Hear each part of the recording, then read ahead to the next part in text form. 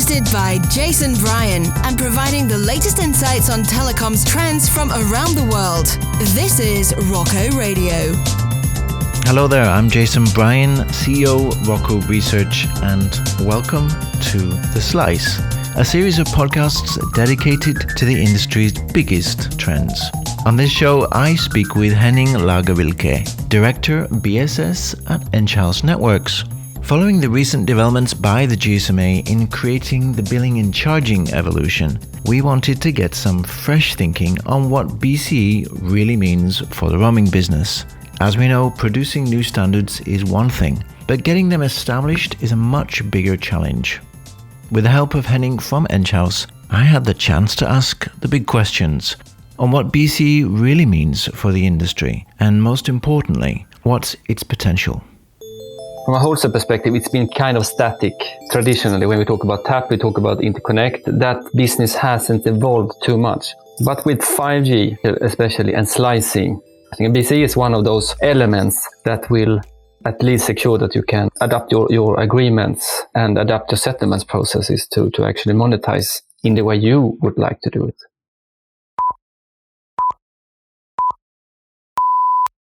While we're always trying to improve the sound quality of our interviews, on some occasions, it's not always possible to guarantee perfect sound. Please forgive some parts of this recording where we experienced some sound issues. So I'm going to ask you the question which I think any operator might ask. The transferred account procedure, TAP, has been there since the beginning. It's, of course, the foundation on which most roaming traffic information is exchanged. Why do we need BCE at all? What is the evolution that BCE is really bringing to the industry? From my perspective, BCE simplifies things. The barrier for using TAP as a carrier for IoT and roaming, 5G roaming, for example, yeah, it could work, but it's the volumes that to some extent puts a pressure on TAP. But maybe most important is the business model that we foresee in IoT and in 5G roaming. It's not really something that we support in TAP. It's daily charges per IMSI. It's volume-based aggregation related to a slice or radio access type. It's new technology and new revenue streams that is not supported by traditional TAP exchange mechanism. And you also have the element of actually, it's kind of costly to exchange all those big volumes of data that we foresee coming. So I think from a BCE perspective, why it's a good evolution, it simplifies. You don't need to exchange all information. You have both sides of the coins already when you look at home routed usage compared to what your customer is invoicing you. So you don't need to exchange a lot of data. You have the support that is required to, for example, address permanent roamers so that you can actually have a business model to support that. But it also supports complex IoTs and IoT discounting that is today, to a large extent, handled outside TAP. So that it's not unusual that you have agreements, simple Excel files or whatever that is completely handling the discounting models between the operators or between the partners outside your TAP flow. And maybe in the long term, BCE support, it has a focus for mobile IoT and 5G roaming. It supports all the traditional services as well. So like in the long term, it could be something that we will evolve into.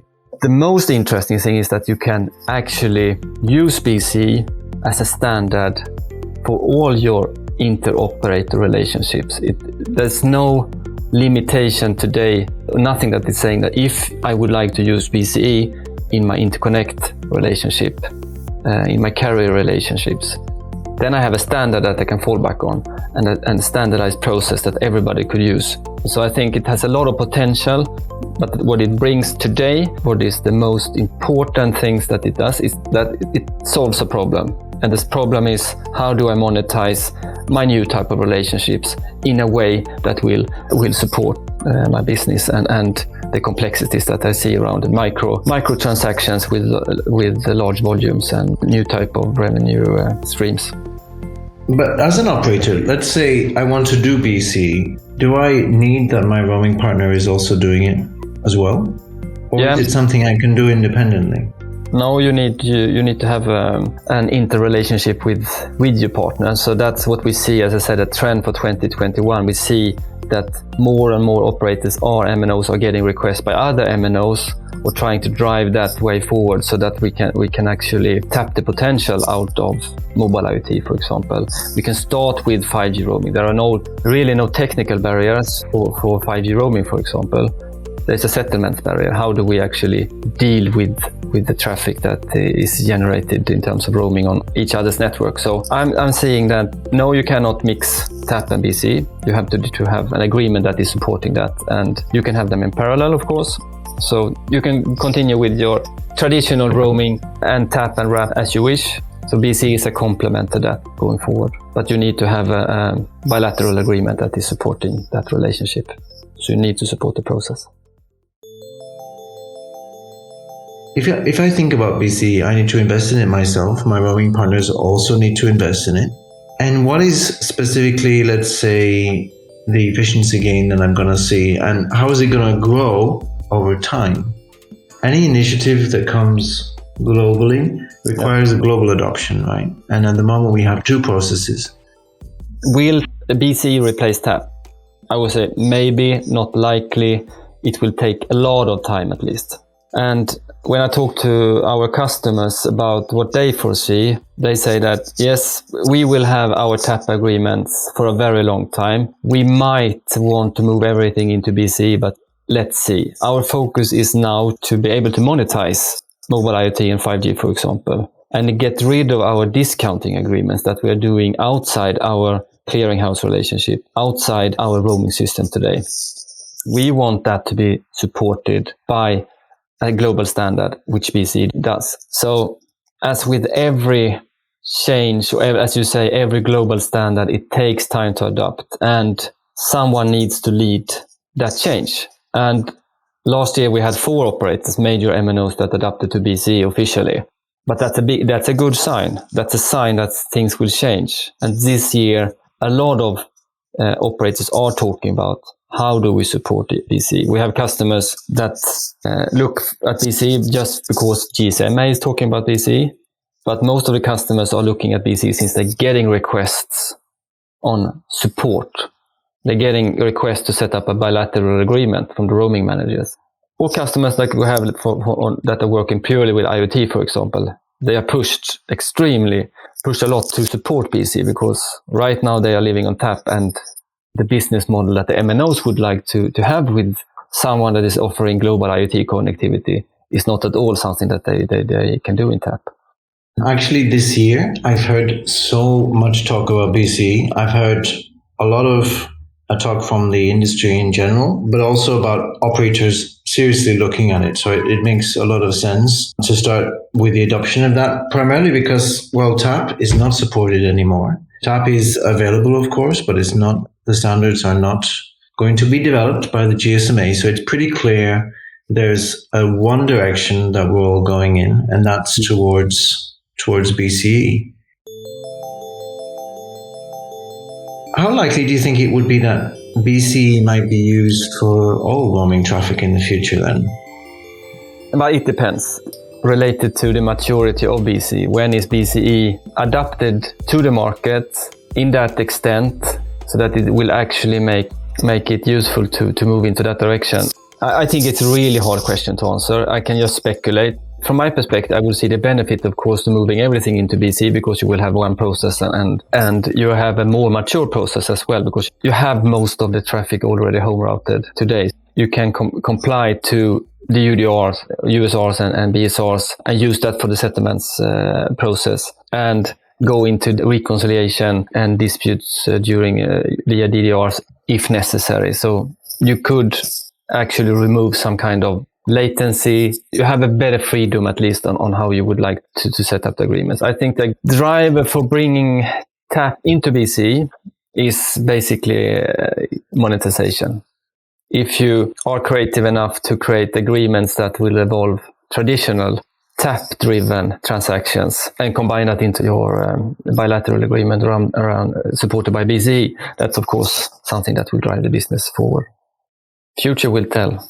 The future will tell, but what is it that we as an industry need to do to start to reap the benefits of these efficiency gains? And is it that mobile operators almost need to say, I'm using BCE now and I'm expecting my roaming partners to use it within a certain amount of time, which then encourages them to start with the adoption of BCE? Could it be, let's say, enforced by a mobile operator, or is it too early for that? It's too early, but it's a likely scenario, right? If a group of operators or some of the bigger players in the market decides that BCE is the way to go, for example, the rest of the market needs to adapt. That could be a possible scenario. But as well as a scenario that is BCE and TAP will live in parallel for a very long time is, I would say, as possible. Do you think there's enough support, information, case studies that allow for operators to be able to understand the benefits? Yes, I think there is enough. The standard as such is driven by simplicity, but it's also about solving a problem to be able to monetize. So the flexibility you have in the BCE standard, it's not unlimited, but it's very close to unlimited, meaning that creativity is within the hands of the one that is driving the agreement. The standard will support it for sure, meaning that the competition might evolve in very different directions, since you can be very creative in the way you actually try to get customers using your network or your slices. We talked about what we can do in telecommunications to embrace the future. Well, we need to see telecommunication as one, like roam like home. Yeah, but that pretty much applies to everything, like cars and IoT and everything that moves needs to have a like home experience. And you need to find ways to get money out of that in between operators. And BCE is a good way to support any. I'm saying any because I believe like you can be really, really creative when you set up these agreements and try to attract customers onto your networks. So if I'm thinking about roaming for 5 GSA and I'm going to have, let's say, 5 different slices, BCE will allow me to differentiate that traffic and to be able to manage it better? Yes, since you have per slice, for example, BCE supports you can have a specific price per slice. So if you have some high-end slices with low latency for automotive, you will be able to differentiate all the traffic that is going over that slice for a specific partner, for example. But you also might have slices that you're renting out to someone. So another MNO is using a slice in your network for their own subscribers. Then you have the element of roaming between the slices that's also supported by BCE. So there's a lot of wholesale relationships going on in the new networks, which is really, really interesting. From a wholesale perspective, it's been kind of static traditionally. When we talk about TAP, we talk about interconnect. That business hasn't evolved too much. But with 5G especially and slicing, that provides a fantastic, I wouldn't say complexity, but it provides a complexity at least that you need to address in terms of wholesale relationships, which is interesting. And BCE is one of those elements that will at least secure that you can adapt your agreements and adapt your settlements processes to actually monetize in the way you would like to do it. One question that comes to my mind is around, we talked in the past, and you briefly mentioned the roam like at home scenarios. And roam like at home is, of course, an international roaming regulation, especially in the EU, but also in GCE, and is growing in the regulation bodies in Africa. It's something which even US operators have adopted without any regulation. They just see it as a common sense thing to do.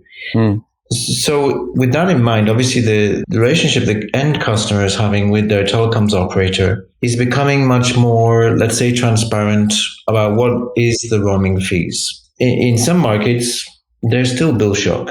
There's still silent roaming. going on heavily. And, I refer to maybe some African markets and Latin America where bill shock is still quite common. There is a feeling that with TAP, I can really get into the details of what a customer did in that roaming experience. Is that going to be the same with BCE? No, BCE does not provide anything that is better, right? If you compare to TAP, for example, the primarily focus is mobile IoT and 5G roaming. That's home routed traffic. That's something that the home operator already has 100% control of. So it's just the wholesale relationship that is taken care of BCE. The end subscriber relationship, the analytics of what the users are doing when being abroad, it's done in the home network. So local breakouts is always a problem in these scenarios. But if we look at traditional home routed traffic, BCE does not provide anything in that. It's just a simplification on the settlement process. You're not able to analyze the detailed data unless you request it, and I think that will be cumbersome in the long term to exchange all that information, even if it's possible. But it is much less likely that with the kind of retail plans that we see in the market these days, operators might, not need to go into those kind of details. I don't think so. What BCE provides compared to TAP, for example, is that you could address and you can actually you can allow permanent roamers, for example, and you can charge for it, and you can cover it in your business model and in your bilateral agreement. It's of course a problem when it's regulated that it's not allowed, but in the cases when it's allowed, you could actually, instead of fight it, you could charge for it and find a way to accept it. So the best outcome for BCE is all operators use it for all services and start to even get creative with it to kind of see what else they can do to monetize on their roaming traffic. I think so. It's about being creative and being flexible, and BCE is really a tool for you to tap that potential. So what three things would you say that Enghouse does to advance the telecoms industry today? I would say, first of all, reliability. We are that type of partner that ensures a consistent delivery. Doesn't matter what type of complexity we face in the industry. We keep and have a relentless focus on continuous, reliable deliveries and integrations across our customers. So reliability, systems that work, projects that don't fail, and customers, of course, that are not left behind. That's, I would say, the first. Second, then I would like to highlight the combined expertise that we have in our team. What I talked about on how we have built our company, so that means that we have a considerable body of knowledge in our experienced global and diverse talent. Then you might ask yourself, how does this advance the industry? Well, as I see it, the expertise defines the best practices, and we apply these through our customer base. That means advancing the industry overall. We have several examples that we can talk about, from 5G radio planning and rollouts standalone to IoT use cases in the BSS side of things. I was talking a little bit about that when you talked about how we differentiate our wholesale, or how we stick out in the wholesale side. But IoT, for example, is interesting, how we can support a lot of different emerging business models in that space. So from reliability and a combined expertise, I would also like to mention a third thing, that's the fast-paced innovation. How we can, for example, use all the AI data from our portfolio, or use AI together with our data from our portfolio to work with catalysts, for example, with the TM Forum. I think that's, the innovation side is the third thing I would like to mention. So you mentioned AI and using your data. Is there specific projects that you're working on? Yes, so there is what we call the Enghouse AI initiative. And some of those our initiatives can be found together with in the Catalyst project with the Team Forum. But I would like to highlight what we do in fraud, for example, because here we have an AI initiative to identify fraud. Or if you look at, for example, a common fraud case that is Vanjiri, we have based on the data that we have managed to actually identify Wangiri before it's actually happening. So we're able to block Wangiri attempts before they actually pick up speed. And we have some customer churn predictions projects going on with some customers to look at that from the B2C side of things. And there are also several other AI initiatives that we are driving. Now I'm going to go for that question. In your website, you state that you are the world's most reliable telecom technology provider. How did you come to this conclusion?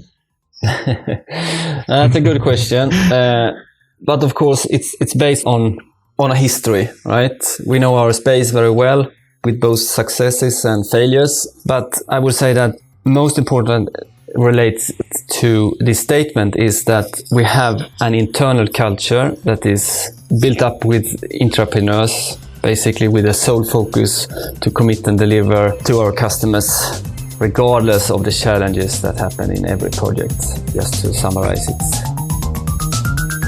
We hope you enjoyed this podcast and hope it gave you some new perspectives to think about. Until next time, this is Jason Bryan, and you've been listening to The Slice from Rocco Radio.